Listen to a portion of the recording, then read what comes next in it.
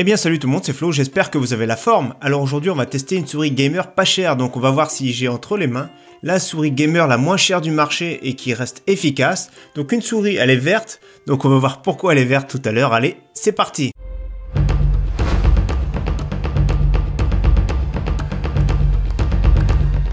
Donc cette souris, la Sharkoon Force qu'elle s'appelle. Donc pourquoi je l'ai achetée en version verte? Parce que c'était la moins chère sur Amazon. Donc moins de 13 €, 12,90 € avec la livraison gratuite. J'ai trouvé que c'était une offre exceptionnelle et en plus de ça, j'avais vu des tests disant que c'était une souris vraiment pas mal du tout.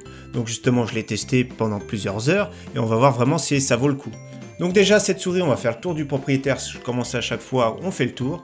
Donc voilà, on a un câble ici qui est tressé, qui est gainé, qui mesure environ 1,50 m. Donc pour moi, c'est un petit peu juste 2 mètres. Pour moi, c'est le top, 1,50 m, ça peut paraître juste. Donc c'est une souris qui est vraiment réservée pour les droitiers. Donc on voit très bien cette forme-là, vraiment pour les droitiers. Au niveau des boutons, on a le bouton en haut, réglage des DPI. Donc nous avons 3 valeurs suivant l'éclairage, l'intensité. Donc le plus fort, c'est 1600 DPI maximum. Ici, c'est 600 quand c'est pas éclairé, et éclairé moyennement, c'est 1000. Donc moi, ça me va très bien, 1000 DPI, c'est comme ça que je joue. 2 boutons sur les côtés, il n'y a pas de pilote disponible, donc ça, c'est vraiment dommage. Les clics, je vous fais écouter les clics, moi je les trouve qui sont vraiment très bien. Donc moi, j'aime bien la valeur des clics, c'est pas des switch home run, mais c'est vraiment pas mal. La molette crantée comme il faut, rien d'extraordinaire, mais vraiment très correct. Le revêtement un peu soft touch, donc très agréable à prendre en main. Donc au niveau de la prise en main, on est sur une souris qui est 120 grammes, plutôt réservée entre les petites et les moyennes mains. Donc voilà, celui qui a une grande main, je déconseille vraiment cette souris. Et ici sur le pouce, moi je trouve que c'est un peu bizarre, j'ai jamais joué avec des souris comme ça, qui sont un peu ici aplaties sur le pouce, mais ça m'a gêné un petit peu à la longue, donc d'ici, au bout de 2 heures de jeu, je sentis comme une petite gêne. Mais après on n'a pas de douleur, mais on a quand même une gêne, il faut vraiment s'habituer. Donc au niveau des patins, on a 4 petits patins en téflon, la glisse est vraiment très bien, donc rien à dire au niveau des patins. Donc au niveau des caractéristiques maintenant, donc les prix, comme je vous ai dit, je mets le lien en description pour ceux qui veulent, je l'ai acheté chez Amazon, donc moins de 13 €, donc 12,90 €, disponible en 4 couleurs, donc on peut le trouver un peu partout je crois, donc ici j'ai pris le vert mais aussi le rose, et donc il n'y a pas de jaloux pour les filles, du noir c'est plus sobre et du blanc, donc ça c'est vraiment bien.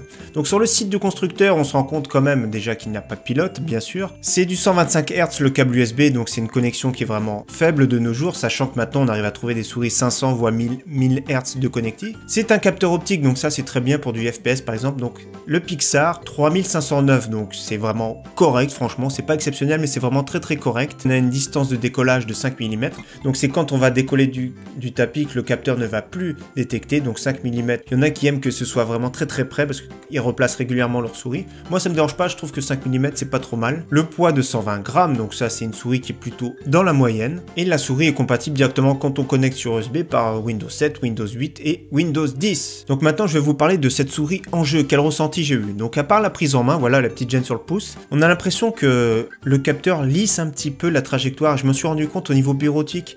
Donc il n'y a pas d'option dans les pilotes pour enlever cette option de lissage. Donc ça c'est vraiment dommage. Donc ça lisse un petit peu, ça peut être pénalisant sur certains jeux.